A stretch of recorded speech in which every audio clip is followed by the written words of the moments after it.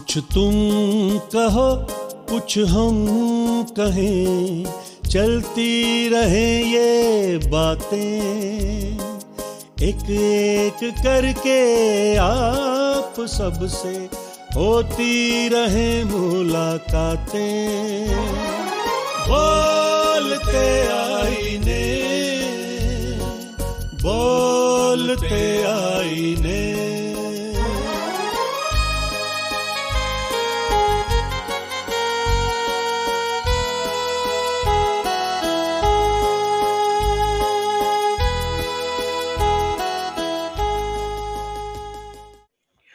उनसे नैन मिला के देखो और ये धोखा भी खा के देखो, दूरी में क्या भेद छुपा है इसका खोज लगा के देखो, और किसी अकेली शाम की चुप में गीत पुराने गा के देखो।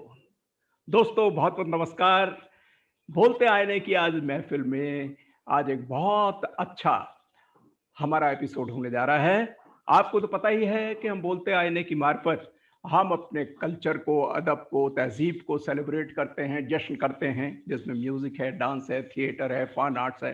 और जब डांस का नाम आता है तो तरह तरह के डांस में तो नंबर 1 हमारे क्लासिकल डांसेस आते हैं, शास्त्रीय नृत्य आते हैं। और उसमें भी अगर हम जाएं तो हमारे तकरीबन 8 स्कूल जो हैं अप्रूव्ड हैं क्लासिकल डांसेस के, जिसका अभी हम डिस्कस करने जा रहे हैं। तो उसमें कथक का एक बहुत बड़ा नाम आता है, और कथक में भी अगर हम जाते हैं तो अलग अलग घराने आते हैं। तो एक स्टोरी है, आज इसको लेकर चलेंगे। लेकिन इस एपिसोड का जश्न मनाने के लिए हमने एक विश्वविख्यात, हमने एक अपनी नृत्यांगना को, जो एक एकेडमिशियन भी हैं, दोनों बातें हैं, उनको हमने इनवाइट करा है। और हम फॉर्मली उनका बहुत बहुत स्वागत करना चाहेंगे बोलते आईने के तमाम सामीन के साथ। आपका नाम है डॉक्टर विधि नागर। डॉक्टर विधि नागर जी, आपका बहुत बहुत इस्तकबाल है आज के इस प्रोग्राम में बोलते आईने की, जो कि हम कथक के बारे में और कथक पे आपने क्या क्या प्रयोग किए हैं और आपका अभी तक का रोल क्या क्या रहा है, इतना तो हमें पता ही है। मैं अपने तमाम नाजरीन को बताना चाहूंगा कि आप आजकल जो है असिस्टेंट प्रोफेसर हैं कथक में, और ये farmer head of the department Banaras Hindu विश्वविद्यालय, जो कि सेंट्रल यूनिवर्सिटी रही है, उसमें। और एक बहुत बड़ी बात जो मैं आपके साथ शेयर करना चाहता हूं तमाम बोलते आईने के तमाम जितने भी दर्शक हैं, कि आप फर्स्ट डिलिट हैं कथक में, फर्स्ट डिलिट हैं कथक में। और आप एक परफॉर्मर हैं, टीचर हैं, एकेडमिशियन हैं, कोरियोग्राफर हैं, ऑथर हैं, एम्पेनल्ड आर्टिस्ट ऑफ आईसीसीआर हैं।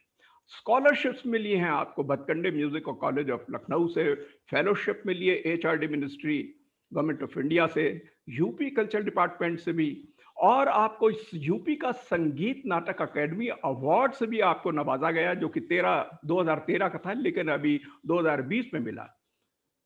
अलावा इसके एकेडमिशियन का पार्ट भी मैं आपको बता दूं, परफॉर्मर के अलावा 7 बड़ी किताबें, 15 चैप्टर्स अलग अलग किताबों में कंट्रीब्यूट कर रहे हैं, 40 रिसर्च पेपर्स और 120 आर्टिकल्स आपने लिखे हैं, कॉलम्स लिखे हैं। और एक और बड़ी बात है कि अभी जनवरी में 26 जनवरी का जो जश्न मनाया जाता है, तो कनाडा में ऑटवा में जो इनकी प्रेजेंटेशन रही इंडिया की तरफ से, रिपब्लिक डे ऑफ इंडिया के लिए जश्न मनाया गया, तो उसमें भी आपकी परफॉर्मेंस हुई। ये तमाम एजाज आपको प्राप्त हैं, और एक बड़ा नाम है, आप कल्चरल एम्बेसडर रही हैं USA, Germany, Mauritius, Sri Lanka, Nepal वगैरह वगैरह। यानी एक बड़ी लंबी फहरिस्त है हमारे पास आपको बताने के लिए। लेकिन to cut it short, let us welcome again doctor Vidhi Nagar. और मैं आप सबसे पहले तो ये पूछना चाहूंगा डॉक्टर विधि, कि ये तो एक बहुत ही बड़ी बात है कि आप फर्स्ट डिलिट आपने करी कथक में। आपका मौजू क्या था, क्या सब्जेक्ट था, और क्या इस टॉपिक पे आपने क्या कहना चाहा? क्योंकि ये छोटी बात नहीं है, ये एक बहुत ही, इसकी मार्फत आप हमारे तमाम जितने भी दर्शक हैं उनको प्लीज बताइए कि क्या टॉपिक था और क्या क्या आपने उसने चाहा है बताना इस डिलिट में। बहुत बहुत शुक्रिया। सबसे पहले तो मैं बहुत तहे दिल से शुक्रिया अदा करती हूँ कि आपने मुझे इतने खूबसूरत कार्यक्रम में एक शाम मेरे नाम की। जी और जो आपने नजर की बात की थी, तो उस पर पहले मैं आपके लिए 4 लाइनें पढ़ रही हूँ, खुद की लिखी हुई। अच्छा। नजर कर रही हूँ तुम्हारी नजर को, अच्छा। नजर कर रही हूँ तुम्हारी नजर को, खता हो गर तो नजर ना हटाना, अच्छा। खता हो गर तो नजर ना हटाना, अच्छा। नजर न लग जाए हाँ, तुमको हमारी, हाँ, हाँ। नजर न लग जाए तुमको हमारी, नजर को नजर में फना कर रही है। वाह, वाह, वाह, वाह!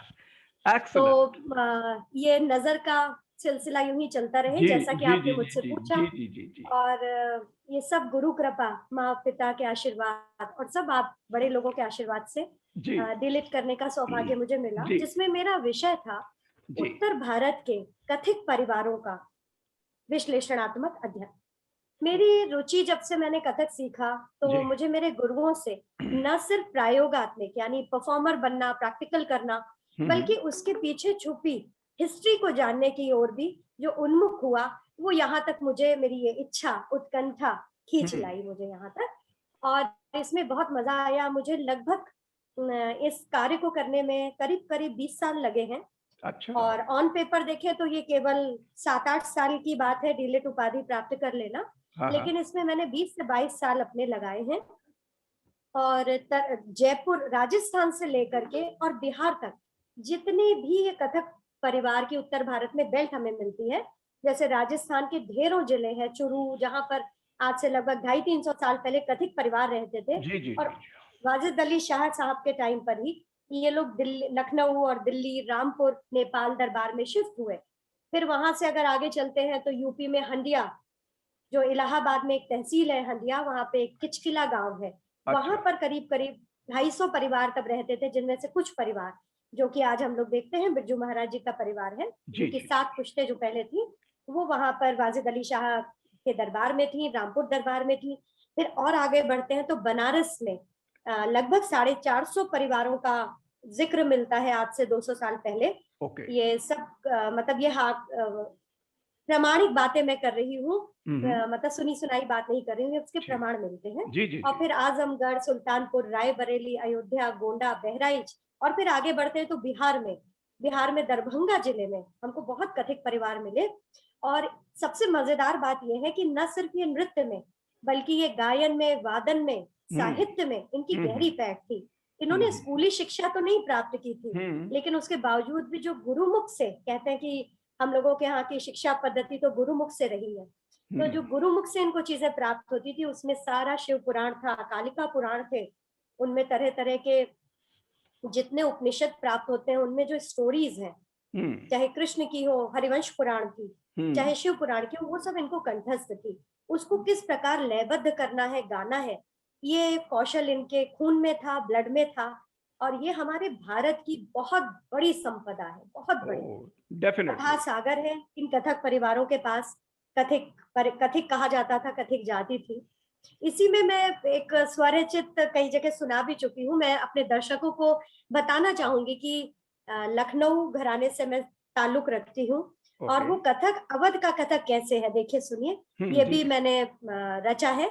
एक जी, छंद जी। है छोटा सा। हाँ, हाँ। हरि की कथा को देखो गाकर सुनावत है। ये कथिक है कौन? हुँ, हुँ। हरि की कथा को देखो गाकर सुनावत है, राधा का घूंघट गत चाल में दिखावत है, टुकड़ा परन काट सम पर आवत है, टुकड़ा परन काट सम पर आवत है, परन भ्रमरी और ठाट भी बांधत है, वाह! परन भ्रमरी और ठाट भी बांधत है, पैरन में घुंघरू कमर धोती बांधत है। पहले जो हुँ। कथक नर्तक थे, मंदिरों में करते थे अच्छा। कथा वाचन, वो हुँ। बहुत सजते संवरते नहीं थे। जी। क्या करते थे? कुछ नहीं, धोती पहनी और पैरों में घुंघरू। तो हुँ। सुनिए वो कैसे रूप रखते थे। हुँ। पैरन में घुंघरू कमर धोती बांधत है, हुँ। माथे पे टीका पान अधर रचावत है, अच्छा। माथे पे टीका पान अधर रचावत है। बहुत अच्छा। और कौनो नाच नहीं, और कौनो नाच नहीं, अवध में देखो यहाँ कथिक कथा को वाचक कथक दिखावत है, जी। कथिक कथा को वाचक कथक दिखावत है, कथिक कथा को वाचक कथक दिखा। कथक की यही कहानी है, जी, हरि जी। की कथा है, जी, उसमें जी। परन टुकड़ा सब कुछ है। और वो किस तरह मंदिरों में ये कहानी कहने का माध्यम, नृत्य का माध्यम, कला का माध्यम, क्या था, सिर्फ यही था कि जो आज हम जैसे जिस परेशानी से घिरे हुए हैं, कोरोना महामारी ने हमें घेरा है, हम अंदर ना बैठ जाए, हमारे अंदर ऊर्जा रहे, हम विश्वास रखें कि हम इससे आगे निकलेंगे। ये अंधेरा है लेकिन पल भर का है, आगे फिर प्रकाश है। ये कथिक समुदाय भी यही कार्य करता था। जब बड़े बड़े भीषण युद्ध होते थे, रक्तपात होते थे, और फिर घराने बने, लखनऊ जो आए तो लखनऊ घराना, जो जयपुर में चले गए जयपुर घराना, दो ही घराने मुख्य रूप से थे।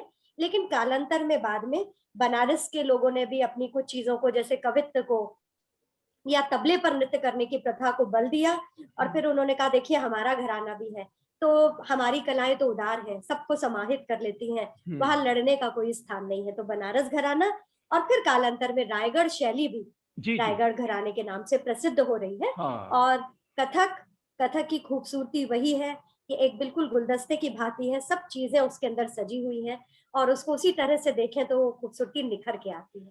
मेरा ऐसा मानना है। बिल्कुल ठीक तो है। यही मेरा डीलेट का विषय था, जिसको मैंने बहुत कम शब्दों में बताने का प्रयास नहीं, बिल्कुल ठीक है। और वैसे तो देखिए, उत्तर भारत में शायद इसका सबसे ज्यादा, क्योंकि जहां तक हमें मालूम है, वो कथक जो है वो कथावाचकों से लिया गया है, और जो स्टोरी टेलर्स, जो कहानी सुनाते थे, कथाएं सुनाते थे, चाहे वो किसी भी विषय वस्तु को लेके उस पर सुनाए, चाहे वो कृष्ण जी से रिलेटेड हो या दूसरे मौसमों पे हो या तमाम कल्चरल एस्पेक्ट्स पे हो, तो वो कथक जो कथाकार थे वो स्टोरी सुनाते थे, फिर उसको मुद्राओं में, भाव में, भंगिमाओं में वो उसको प्रदर्शित करा, एक्सप्रेशन जो की है, चाहे वो आंखों से करें, चाहे होठों से, चाहे मुंह से, चाहे टॉर्सो से, चाहे पैरों से, ये तमाम मिलाकर ये जो है, तो एक हिस्टोरिकल पर्सपेक्टिव इसका पुराना हुआ।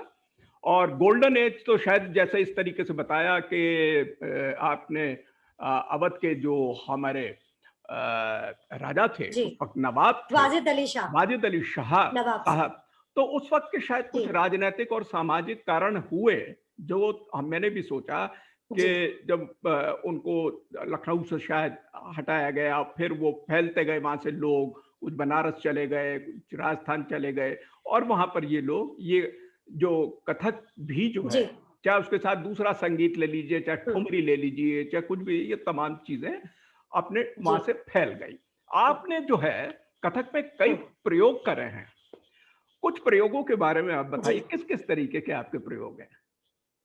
जी बिल्कुल, मुझे बहुत शौक था कि कुछ नया किया जाए जी, और कथक के पारंपरिक स्वरूप को तो मैं करती ही थी जी, उसमें भी कई चीजों का रिवाइव किया, करने की कोशिश की, और मेरे कई प्रोडक्शंस थे जिनमें बहुत फेमस हुआ बेगम अख्तर पर मैंने एक पूरी उनकी लाइफ हिस्ट्री को बहुत लोगों ने पसंद किया, सराहा। कबीर पर मैंने काम किया, कृष्ण तो हमारे नायक ही हैं कथक के, उनके ऊपर काम किया, सूफी कविताओं, सूफी कलामों को लेकर के भी उन पर काम किया, और इसके साथ ही साथ मैंने एक प्रयोग किया नया, जो बहुत मुझे शुरू में तो थोड़ा उसमें लोगों ने बहुत एडवर्स कमेंट दिए, लेकिन बाद में उसको बहुत सराहा और गले से लगाया लोगों ने। वो मेरा लैंडमार्क जो है वो है कथक पुतली। अच्छा, कथक भी है और कठपुतली की पुतलियां, बहुत बड़ी बात है। बहुत तो इसमें जो है कथक भावों का नृत्य है, भाव होते हैं उसमें, लेकिन कठपुतली के पास भाव नहीं है। बिल्कुल। ये भी मैं आपको बहुत मजेदार बात बताऊं सर, कि ये भी मेरा 20 साल का एक रिसर्च वर्क था, जिसको मैंने प्रैक्टिकल फॉर्म में मंच पर उतारा।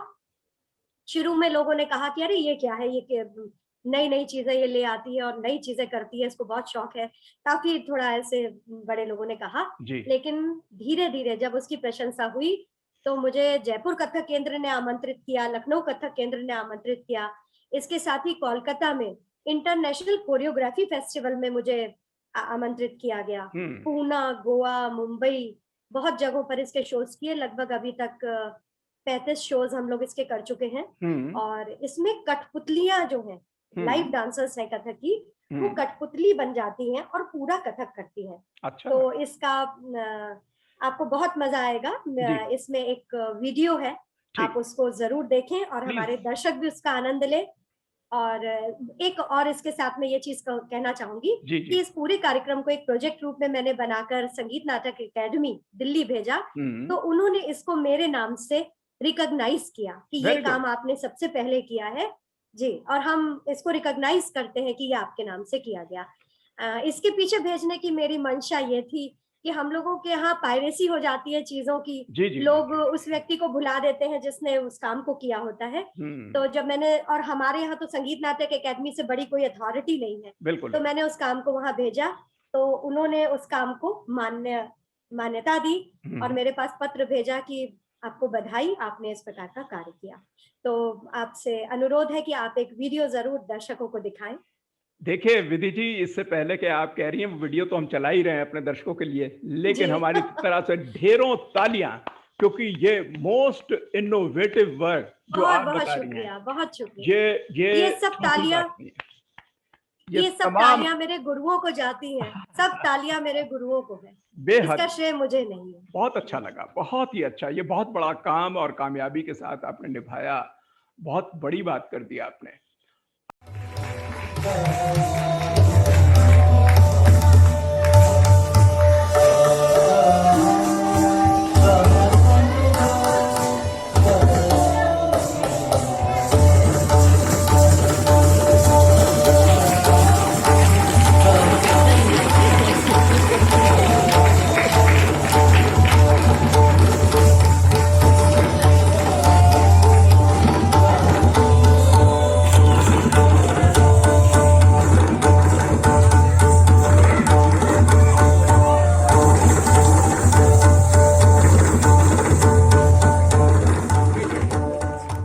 अच्छा ये बताइए, इस वीडियो को देखने के बाद अब मेरा एक और सवाल ये है कि आप के कई काम हैं, सिर्फ कथक ही नहीं है, सिर्फ आप ऑथर ही नहीं हैं, लिखती नहीं हैं, लेक्चर ही नहीं देती, आपने तो अभी मैं देख रहा था कि कई वर्कशॉप, कई सिंपोजियम, कई सेमिनार्स, इंटरनेशनल कॉन्फ्रेंसेस बहुत करवाई हैं, अभी लगातार करवाती रही हैं।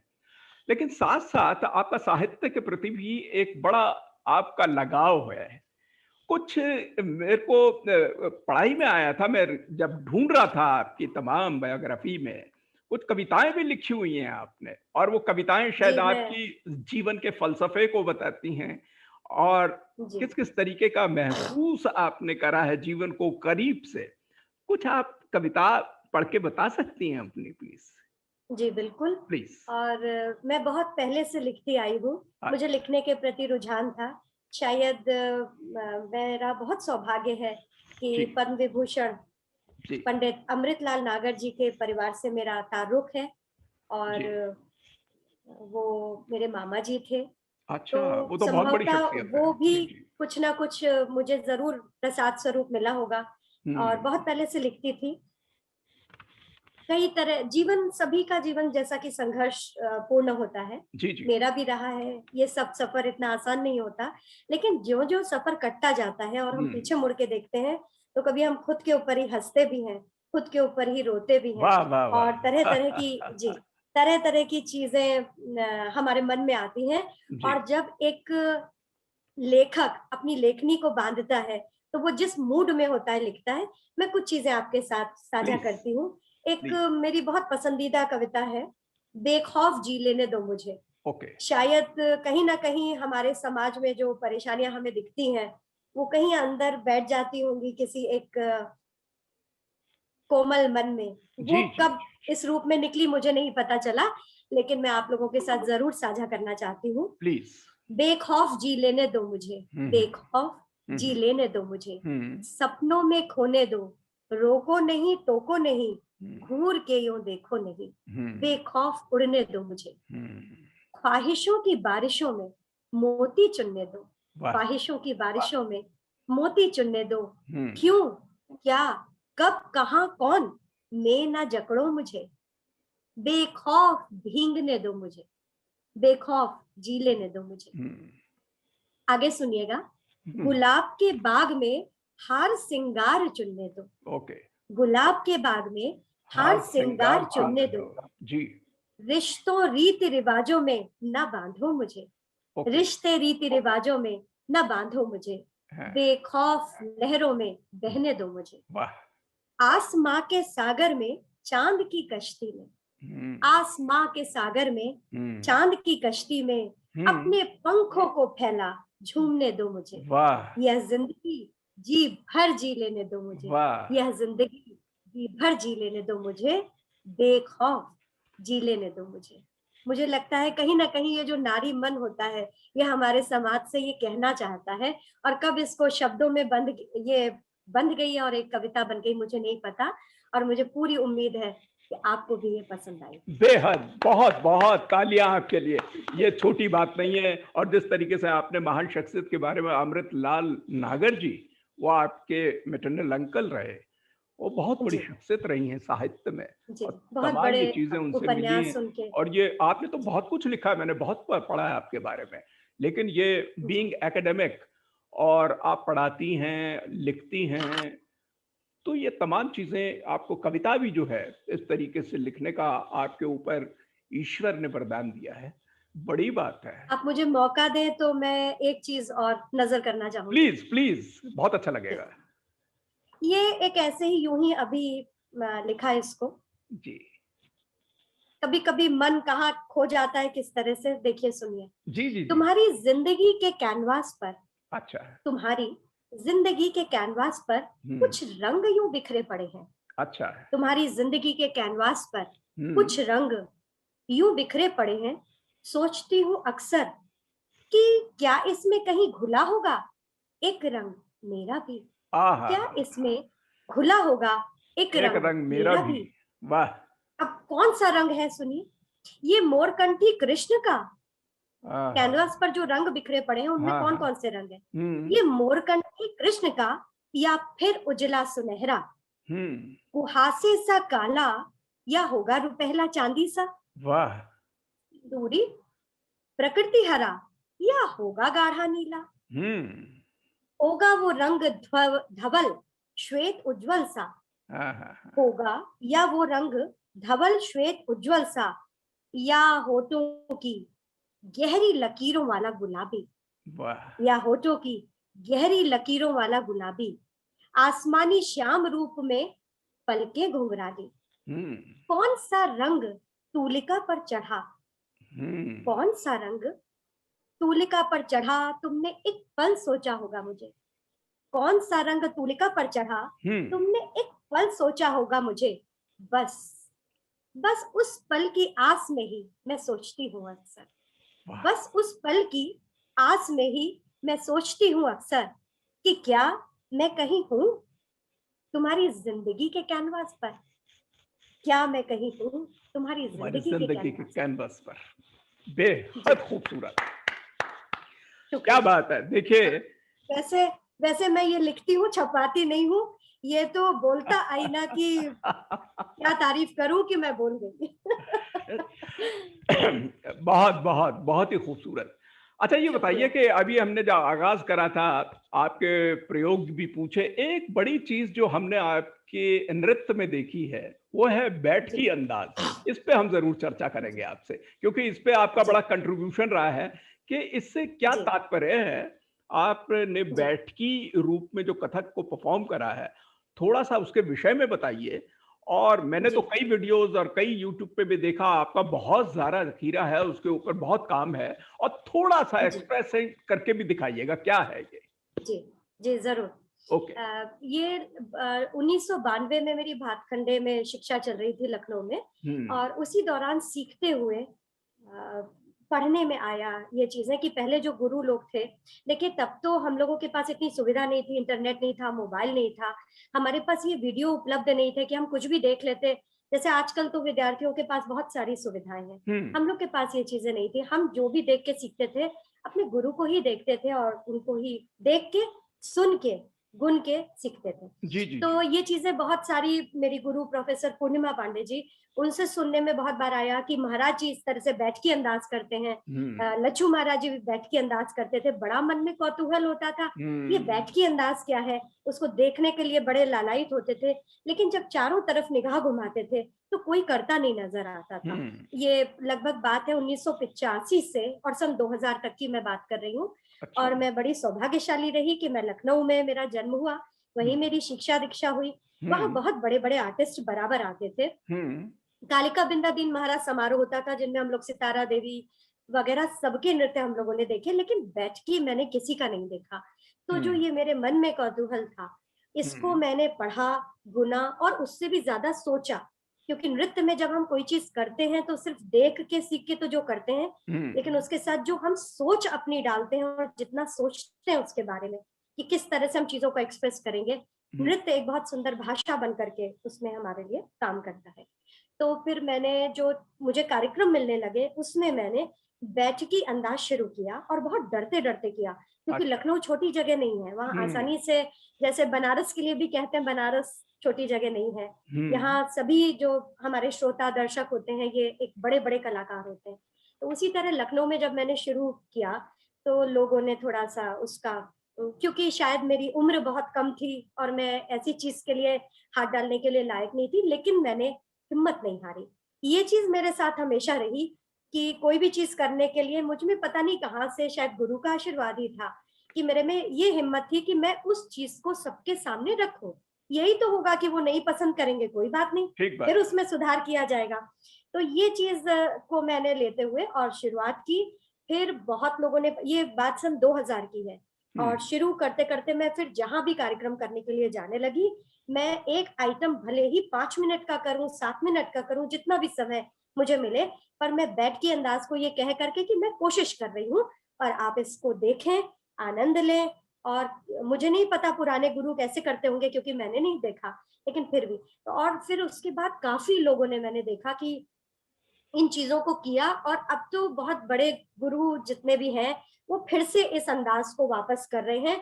बहुत ही खुशी की बात है, क्योंकि वो तो हमसे भी सीनियर है, और जब वो बैठ के अंदाज करेंगे तो जाहिर सी बात है कि हम भी उनसे सीखेंगे। तो ये एक, मुझे लगता है कि मैंने जो छोटा सा प्रयास किया था, और अब बहुत लोग, बहुत सीनियर गुरु जो हैं, वो इसको पिछले 5-7 साल से मैं देख रही हूँ कर रहे हैं, और बहुत खुशी की बात है कि हमें उनका भाव देखने को मिलता है और हम सीखते हैं उससे। इसमें कुछ तो पेश करके भी दिखाइएगा। जी बिल्कुल, मैं उसको पेश करके दिखाती हूँ, लेकिन उसके पहले मैं एक छोटा सा, ऐसे ही बैठे बैठे बातचीत करते हुए एक चीज मैं करना चाहूंगी जो बहुत पुरानी चीज है, लोग उसको नहीं करते हैं। जी हाँ, जी हाँ। और मैं चाहती हूँ कि लोग उसको देखें, विशेष रूप से आर्ट लवर्स और कथक के स्टूडेंट्स, कथक के सभी चाहने वाले। जी जी। तो ये जैसे कि हम लोगों के यहाँ निरर्थक बोल होते हैं, धा तिट कत ता धा, इसमें कुछ भी अर्थ नहीं होता। बिल्कुल है। कवित्व और गजल में, ठुमरी में अर्थ होता है, लेकिन इनमें नहीं होता है। तो कथक में हमारे गुरुओं ने देखिए कैसे निरर्थक बोलों से एक सार्थक रचना कर दी। इसके पीछे मैं दोनों बातें बताऊंगी, एक तो पहले बंदिश पढ़ूंगी और उसके पीछे का फलसफा बताऊंगी। फिलॉसफी उसके पीछे ये है, कृष्ण और राधा, द्वैत और अद्वैत, मैं और वो, दोनों चीजें चल रही हैं। होता क्या है, हम अपनी जिंदगी में आते हैं, इस पृथ्वी पर आते हैं, काम करते हैं, पूरा दिन निकाल देते हैं, क्या करते, कर्म करते, बातें करते, चीजों को लेते, बहुत सारी चीजें हम अपने जीवन यात्रा में करते हैं। और फिर उसके बाद वो जो लॉ ईश्वर से अगर लग जाती है तो बस फिर तो वो लॉ लग जाती है और हम कहीं से कहीं पहुंच जाते हैं। तो पहले बंदिश सुना रही हूँ, फिर आप इसकी फिलॉसफी को आप अपनी तरह से भी चीजों को लें। प्लीज। धा दिना ना दिन दिना ना दिन दिना ट्रक दिन दिना तत कृत रा धा, तत टिट, यानी जो ये दुनिया का, जीवन का ये जो तट है, यमुना नदी का जो किनारा है, उस पर कौन बैठा है? उस पर राधा बैठी है। अच्छा। राधा हम बैठे हैं, हम सब बैठे हुए हैं, ये इस जीवन का मेला देख रहे हैं। तत टिट कृत राधा, दिन दिन नट कृत ध्यान धरत कृत कृत कृत, दिन भर निकल जाता है और हम किसका ध्यान करते हैं? उस ईश्वर, अल्लाह, परमेश्वर, जो जिसको मानता है वो उसका ध्यान करता है, उसके बारे में सोचता है, उसके साकार निराकार रूप के बारे में सोचता है। लेकिन क्या होता है, पूरा दिन तो निकल जाता है, ये जिंदगी निकल जाती है। तत्तित कृत राधा, दिन दिन नट कृत ध्यान धरत कृत कृत कृत, दिन जात तिन द्रगन द्रग द्रग द्रग नव से, राधा राधा राधा। पूरी जिंदगी निकल जाती है राधा राधा राधा, किन किन चीजों में हम फंसे रहते हैं, और अंत में तो हमें वहीं जाना होता है। अगर यही चीज हम बहुत जल्दी समझ ले तो जीवन कितना आसान, कितना सुंदर, कितना खूबसूरत हो सकता है। देखिए, ये हमारे गुरुओं ने निरर्थक शब्द से लेके कैसी सार्थक रचना बना दी। मैं इसको पेश कर रही हूँ, इसी बैठे बैठे ही कर रही हूँ। तत् तिट कृत रा धा, दिन दिन नट कृत, ध्यान धरत, कृतत कृत कृतत, दिन जात द्रग द्रग द्रग द्रग, नव से राधा राधा राधा।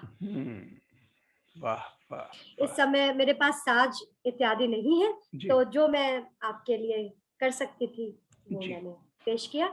और हमारी सभी जितनी बंदिशें होती हैं कथक की निरर्थक नहीं होती हैं, उन सब का अर्थ है, बस निर्भर करता है हम किस सोच से उसको देखते हैं, किस दृष्टि से देखते हैं और किस दृष्टि से दर्शकों को उसका दर्शन कराते हैं जी। ये जो दर्शन है कथक का, यही पूरा कथक है और यही पूरा ब्रह्मांड है। ऐसा मैंने जाना कथक को, चाहे वो नृत्य करते समय, चाहे उसको पढ़ते समय। जी जी जी जी।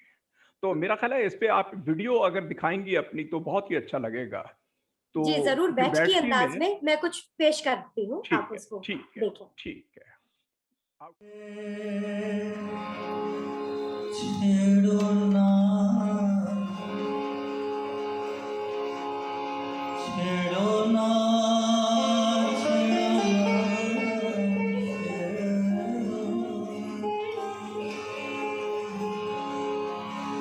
छेड़ो ना,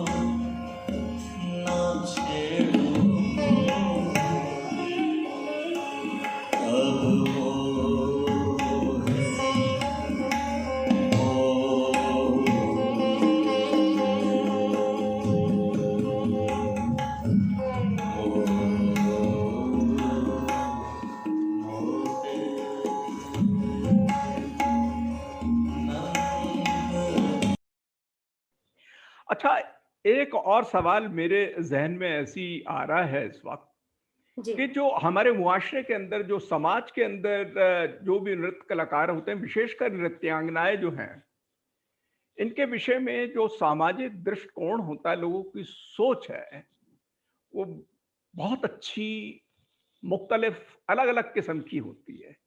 इसको क्या डिफाइन करेंगी एज ए डांसर, क्योंकि एकेडमिशियन भी हैं, लेकिन एज ए डांसर, परफॉर्मर, और एक जनरल फॉर्म में जितनी नृत्यांगनाएं जो सोचते हैं, उनका जीवन किस प्रकार से बीतता है और मुआशरे में किस तरीके के थिंकिंग के लोग हैं, क्या सोचते हैं, उसको थोड़ा सा बताइएगा। जी, सबसे पहले तो मैं आपको बधाई दूंगी इतना अच्छा प्रश्न पूछने के लिए, थैंक यू। क्योंकि ये हमारी बातचीत समाज से ही तो हो रही है, जी। समाज के लिए हो रही है, समाज के लोगों से हो रही है। तो हम लोग जो सफर तय करते हैं और जो कदम आगे बढ़ाते हैं, उनके पीछे संघर्ष होते हैं हर कदम में। और जितनी भी नृत्यांगनाएं आज हैं, जो पुरानी हैं, चाहे वो मैडम मेनका थी, चाहे वो सितारा देवी थी, इन सब ने बहुत संघर्ष किया। और मेरा तो मानना ये है, जब मैं उनको पढ़ती हूँ, मैडम मेनका को या सितारा देवी जी को, हम्म। कि आज जब हम इतना संघर्ष कर रहे हैं तो उन्होंने क्या क्या सुना सहा होगा इसके सही पीछे। बात है। और हाँ, बहुत आसान नहीं है, ये बहुत मुश्किल है, क्योंकि हमारा समाज बड़ा ही विचित्र है। तरह तरह के लोग हैं इसमें, अलग अलग सोच है, सही बात है। अलग अलग जगहों पर अलग अलग सोच है। हम्म। जैसे बंगाल में या महाराष्ट्र में हम देखते हैं तो वहां पर कला का जो सम्मान है, जो दर्जा है, वो एक अलग है। मैं आपको एक बहुत छोटा सा उदाहरण दूं, मैं लखनऊ की हूँ, लखनऊ से पली बड़ी हूँ। और लखनऊ एक बड़ा सुंदर गंगा जमनी तहजीब वाला सांस्कृतिक शहर है। लेकिन जब मैं बनारस आई मुझे लगभग 16 साल 17 साल हो रहे हैं।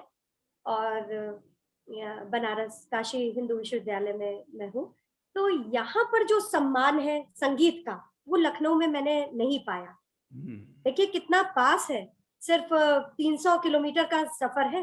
लेकिन लखनऊ और बनारस में अगर मैं नृत्यांगनाओं की भूमिकाओं को पाती हूँ तो बहुत अंतर है। लखनऊ में तहजीब का शहर है, सब बात है, लेकिन उसके बावजूद जो संगीत के लिए घर घर में बड़ा लगाव है, बड़ा प्यार है, वो मुझे बनारस में आकर मिला। वो मुझे लखनऊ में उस तरह की बातचीत, उस तरह का प्यार नहीं मिला। यहाँ पर तो दुकान से आप सामान लें और उन्हें पता चल जाए कि आप कलाकार हैं, वो अपनी गद्दी छोड़ के खड़े हो जाते हैं और कहते हैं, अरे अच्छा, आप बैठिए। बड़ी मतलब बात। इतना हाँ, ये बहुत बड़ी बात है। और ये भी कहा जाता है कि बनारस में अगर किसी कलाकार को सम्मान मिल जाए तो वो विश्व प्रसिद्ध होता है। और ये मैंने 16 साल में चरितार्थ होते देखा। इसीलिए सब बड़े कलाकार यहाँ संकट मोचन में और गंगा के किनारे आके हाजिरी लगाते हैं। इसका रहस्य मुझे बहुत बाद में समझ में आया कि ये जो काशी विश्वनाथ जी के दरबार में आ जाता है और वो चाह लेते हैं तो वो दुनिया में छा जाता है। बिल्कुल। इसके साथ ही पूरे भारत में और विश्व में भी कई कार्यक्रमों के सिलसिले में जाना रहा। तो विदेशों में एक अलग तरह के ही क्लास आता है आपको देखने, जो आपको बहुत पसंद करता है। तो वहाँ एक अलग तरह का प्यार, एक अलग तरह की वार्मथ मिलती है आपको, क्योंकि आप मास से नहीं मिल रहे हैं, आप बस एक क्लास से मिल रहे हैं। लेकिन भारत में आप मास के बीच में से होकर के क्लासिकल प्रस्तुत करने जा रहे होते हैं। तो कई बार बहुत वार्मथ मिलती है, बहुत अच्छे समारोह होते हैं, लेकिन कई बार बहुत तरह की बातें सुननी पड़ती हैं कि नाचने वाले जा रहे हैं या इस तरह के लोग जा रहे हैं। तो ये कहीं अंदर मन को थोड़ा सा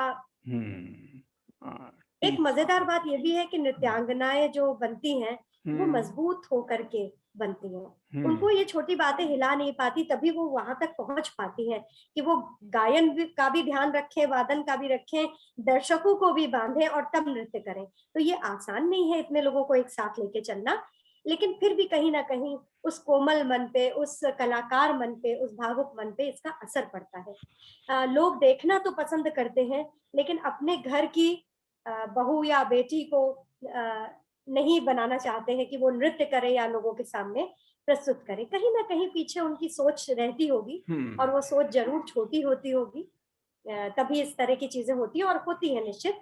आज मैं एक यूनिवर्सिटी में पढ़ाती हूँ और कई साल से पढ़ा रही हूँ, लगभग 1997 से पढ़ा रही हूँ, विश्वविद्यालय स्तर पर ही। और ये चीजें मुझे आज भी देखने को मिलती हैं कि अरे आपने कथक को ही क्यों चुना, आप हिंदी की प्रोफेसर हो जाती, आप कॉमर्स आपने किया था तो आप वाणिज्य की प्रोफेसर हो जाती, आप नृत्य की क्यों प्रोफेसर बनी। तो ये चीजें अब पलट के पहले नहीं बोल पाती थी शायद, और अब जैसे जैसे समय बीत रहा है, उम्र बढ़ रही है, तो मैं पलट के ये भी कह देती हूँ कि काश आपने भी इस नृत्य को सीखा होता, तब आप समझ पाते, तब आप उस सब्जेक्ट को छोड़ के आप इसमें आ जाते जैसे मैं आई। क्योंकि इसमें जो बात है, जो इसका ऑरा है, वो आपको अपनी ओर खींचता है और सभी के बस की बात नहीं है, इतना आसान नहीं है। हाँ, हिंदी के टीचर्स बहुत मिल जाएंगे, कॉमर्स के बहुत मिल जाएंगे, बहुत मिल जाएंगे, बहुत बड़ी तादाद में, पर नृत्य के कम मिलेंगे या कलाकार कम मिलेंगे। ऐसा इसीलिए है क्योंकि उनमें वो ऊपर वाला डाल के भेजता है उन चीजों को कि वो इन चीजों को प्रस्तुत कर सके। जी। तो मैं इस आईना के बोलते आईना के मंच से ये जरूर कहना चाहूंगी कि सोच को थोड़ा बड़ा थोड़ा खुला करें। वेरी और गुड। मेरे जीवन में एक बड़ी मजेदार जो घटना है वो भी मैं साझा करती हूँ आपके जी साथ, बताइए। कि जो लोग मुझे अगर विवाह के लिए कभी प्रस्ताव जाता था तो नापसंद कर देते थे इसी नृत्य के कारण, आज जब उनके घर बेटी का जन्म हुआ है और वो बेटी नृत्य करती है तो वो मुझे फोन करके पूछते हैं कि आप ही बताइए कि हम इसको कहाँ डालें या आप गाइड करिए। तब मुझे बहुत खुशी होती है वेरी गुड। और कहीं ना कहीं मुझे ये लगता है कि बहुत अच्छा हुआ, क्योंकि कम से कम उस व्यक्ति की जो 20 साल पहले की सोच एक अलग थी, वो आज ये सोच तो हुई कि मेरी बेटी भी उस फील्ड में जाए और उसी तरह से नाम करे या भारतीय संस्कृति का परचम लहराए जिस तरह से और बेटियां लहरा रही हैं। तो इस बात से मुझे बहुत अब खुशी होती है। पहले कहीं ना कहीं एक थोड़ा सा ये चीज मन में कचोटती थी, लेकिन अनुभव से मुझे अब ये समझ में आ रहा है कि बहुत अच्छा हुआ कि अब लोगों की सोच धीरे धीरे बदल रही है। पर अभी भी बहुत जरूरत है आपको कुछ बड़ा सोचने की, बड़ी तरह से उन चीजों को लेने की। बिल्कुल ठीक कह रहे हैं। और एक चीज और है प्लीज जो जरूर और कहूंगी, बताइए। बनारस में हमारे यहाँ पद्मश्री राजेश्वर आचार्य जी हैं, जिन्होंने जब बनारस में पहली बार मेरा नृत्य देखा तो उन्होंने मुझे नृत्यांगना कहकर नहीं पुकारा, उन्होंने कहा तुम नृत्य मना हो। अच्छा। वो नृत्यांगना, वो नृत्य करने वाली जो कि विदुषी है, ओके। तुम आंगन में करने वाली नृत्य की साधिका नहीं हो, तुम हम्म। नृत्य को मानने जानने गुनने वाली नृत्य हम्म। साधिका हो। तो हम्म। मुझे बहुत खुशी हुई कि हम्म। इस तरह की भी सोच लोग रखते हम्म। हैं बनारस में, हम्म। और जो इस दृष्टि से देखते हैं। अगर इस तरह की दृष्टि सब में आ जाए तो फिर तो वो नृत्यांगना ना होकर के वो नृत्य मनाए हमारे देश की हो जाएंगी, और हैं भी बहुत नृत्य मनाए हैं हमारे देश में, जो कि नृत्य के परचम लहरा रही है। क्या बात। अच्छा ये बताइए डॉक्टर विधि नागर जी, इसी से मिलता जी जुलता थोड़ा और कठिन प्रश्न मैं आपसे पूछ रहा हूँ। जी, होपफुली आप माइंड नहीं करेंगी या बताएंगी। कोई नहीं, कोई बात देखिए जी हमारी जो मुख्तलिफ किस्म की हमारी कलाएं हैं, मान लीजिए म्यूजिक है, म्यूजिक में गाने जी वाले हैं, इंस्ट्रूमेंटलिस्ट हैं, थिएटर है उसमें माइम करने वाले हैं, वन एक्ट प्ले करने वाले हैं, फिल्मों में रोल करने जी वाले हैं, और फाइन आर्ट्स में आप ले लीजिए, पेंटर्स हैं, कोलाज बनाने वाले, स्केचिंग बनाने वाले, इंस्टॉल करने वाले, बहुत अलग अलग। सबकी आयु जो है वो 60 70 80 90 साल तक वो करते हैं नृत्य के। जी, इस पे जो मेरा, मैं सोच रहा था कि आपसे ये सवाल डर डर के पूछूं कि क्या ये नहीं नहीं, अरे नृत्यांगनाओं के जी विषय में अगर हम देखें, आपका क्या दृष्टिकोण या क्या विचार हैं, कमेंट हैं, कि उनका शायद, मेरा मतलब है कि शारीरिक ऊर्जा की वजह से शायद वो ताकत उस वक्त करती तो हैं और करती हैं, लेकिन वो जी नृत्य में नहीं रहता। बात इस पे कैसे जी आप बताइए। जी, बहुत अच्छा प्रश्न है और बड़ा गूढ़ प्रश्न है। अच्छा। जब और सर आप तो यूथ फेस्टिवल कब से करवा रहे हैं, कितने डांसर्स को आपने देखा है। वो जो ऊर्जा, वो जब ग्रेजुएशन में होते हैं वो होती है चक्कर लगाने की या तत्कार करने की, जी। वो ऊर्जा उनकी चलती है कमोबेश 40 तक, 35 40 तक। ठीक। कुछ लोगों की थोड़ी इसके आगे भी चलती है, हम्म। लेकिन धीरे धीरे जैसा कि ये शरीर है और इसकी अपनी सीमाएं हैं, बिल्कुल है। मतलब इसको स्वीकार करने में कोई बुराई नहीं है। हम्म। लेकिन जो इतनी ऊर्जा के साथ पिछले 20 साल से नृत्य कर रहा होता है, 20 से 40 तक में, उसने उस ऊर्जा को नृत्य की ऊर्जा में ट्रांसफर करके जो चीजें दर्शकों के आगे प्रस्तुत की होती हैं प्रस्तुतियों में, उसका जो सार है फिर वो 45 50 के बाद उसको लेकर के आता है। तो नर्तक की दोहरी भूमिका दिखने में आती है। एक तो वो जो ऊर्जा से लबरेज है और चीजों को वो कर रहे हैं, लेकिन वो करते करते जब सार उनमें आता है तब उनको समझ में ये चीज आती है, ऐसा मुझे फील होता है। ये मेरा निजी अनुभव है। हो सकता है लोग मुझसे तारुफ ना रखें, इस बात से मुतालिक ना हो, क्योंकि कई चीजें धीरे धीरे जब वो अनुभव के साथ पगती हैं उस चाशनी में, तब वो और खूबसूरत होकर के दिखाई देती हैं। वही टुकड़ा, वही परन, वही गत की चाल, वही फुटवर्क जब वो अनुभव के आधार पर किया जाता है, 50 के बाद जो वो अनुभव लेकर के नर्तक चलता है, चाहे वो मेल हो चाहे फीमेल हो, उसकी आस एक बहुत अलग तरह की होती है, बड़ी खूबसूरती उसमें आ जाती है। हाँ, वो तेजी तो नहीं होती, पर वो जो अंदाज होता है, और ये बड़ा खूबसूरत अंदाज हमें कथक में देखने को मिलता है बखूबी। तभी कथक के नर्तक, आप देखिए सितारा देवी जी जो कथक साम्राज्ञी थी 94 तक बैठ करके भी और वो नृत्य करती थी। मेरा ऐसा मानना है, बहुत सुंदर आपका सवाल था, क्योंकि मेरा ये मानना है ये जो बैठकी है, देखिए अच्छा। वो यहीं से आया है। हाँ। क्योंकि एक बड़ी मशहूर कहावत है कि शेर तो बूढ़ा होके बैठ जाता है तब भी शिकार कर लेता है।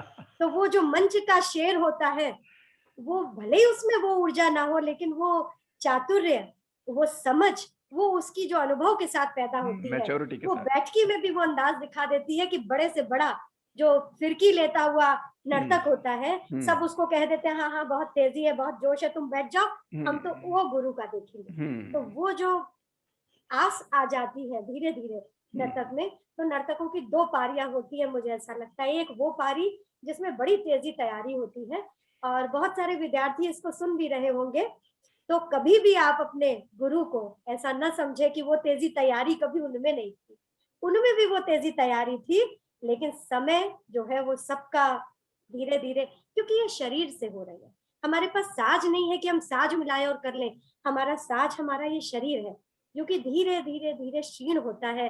वो पैरों की हड्डियां, वो कंधे में दर्द, वो सारी चीजें धीरे धीरे जो सब में आती हैं, वो कथक नर्तकों में भी आती हैं, लेकिन फिर वो उन चीजों को प्रस्तुत करता है जिनसे वो फिर से वही वाहवाही बटोर सके। तो गुरु कभी बूढ़ा नहीं होता, जो जो उसकी उम्र बढ़ती है गुरु जब और जवान होते जाते हैं, ऐसा मेरा मानना है। बहुत बढ़िया।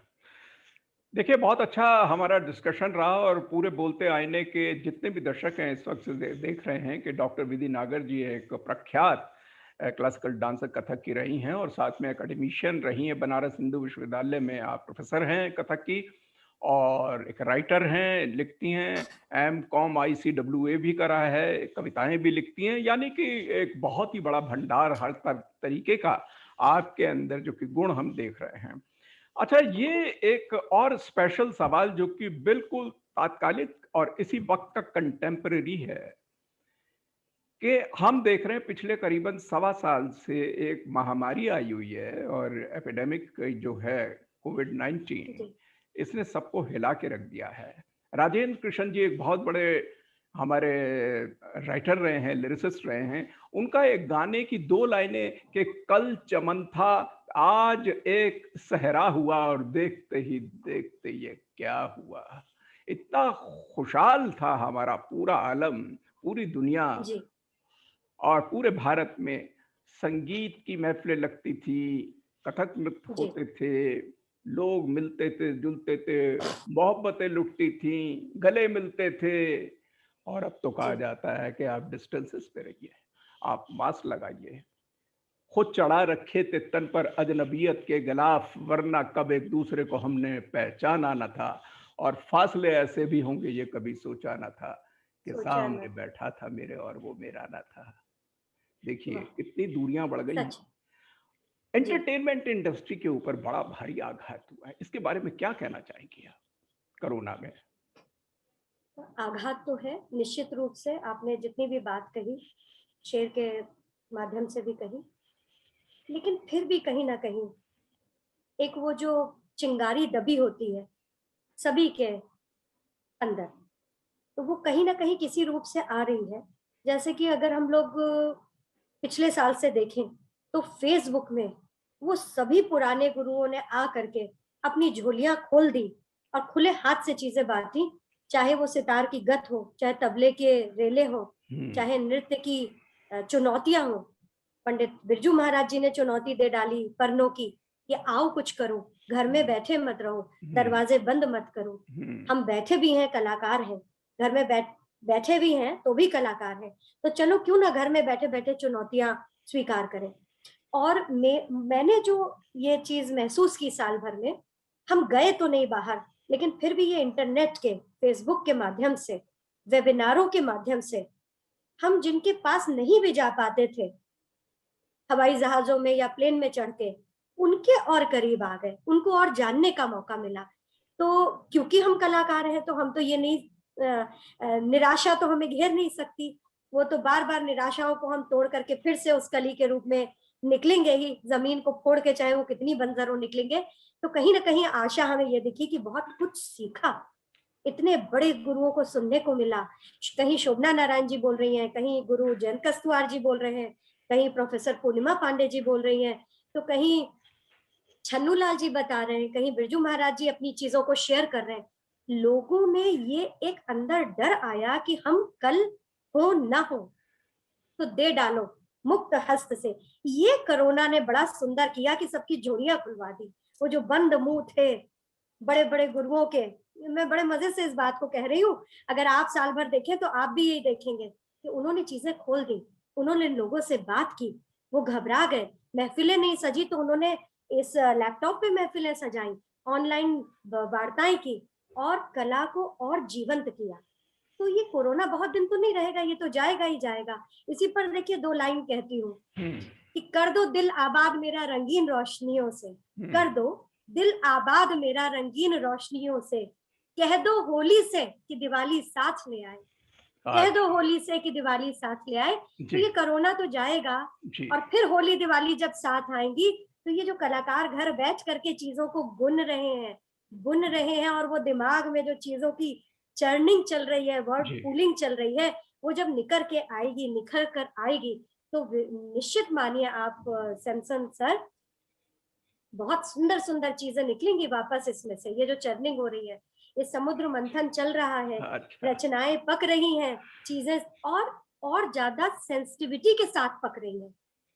अब इसमें कोई प्रतिस्पर्धा नहीं है, इसमें ये दर्शन भी आ गया है कि हम कल हो ना हो, जाना सब ने है, पता नहीं है आज बैठे हैं कल हो ना हो। बहुत सच में ये बिल्कुल सत्य बात है। तो जब हम कल नहीं होंगे तो कम से कम कुछ ऐसा तो कर जाए जो हमारे आने वाली पीढ़ियां हमको बार बार पलट के देखें कि इन्होंने क्या कहा था, इन्होंने क्या किया था, आओ इनको हम देखें। तो कलाकार तो अमर होता है, हाँ अगर वो कुछ ऐसा करे तो वो अमर होता है।